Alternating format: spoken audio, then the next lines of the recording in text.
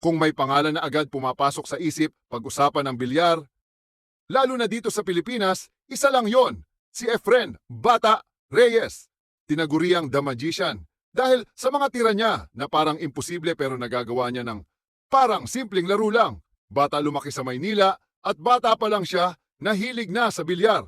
Dahil pare-parehong pangalan nila ng ibang manlalaro, tinawag siyang Bata at dumikit na yon habang buhay.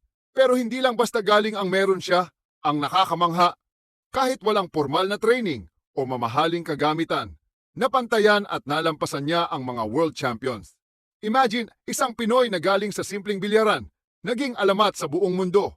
Siya ang unang Asyano na nanalo ng WPA World 9-Ball Championship. Daang tropeo at halos hindi lang isa o dalawang titulo ang nakuha niya. Tinuring siyang greatest of all time ng bilyar, hindi lang dahil sa panalo niya, kundi dahil sa humility at sportsmanship niya. Kahit gaano kalaki ang nakataya, lagi siyang kalmado, nakangiti, at magalang sa kalaban. Para sa maraming Pinoy, naging inspirasyon siya na kahit galing ka sa maliit na lugar, kaya mong sumikat sa buong mundo, basta may tiyaga, diskarte, si Efren "Bata" Reyes, kaya hanggang ngayon champion, kundi simbolo ng galing ng Pilipino. Kumbaga, sa bilyar, may iba pang magagaling.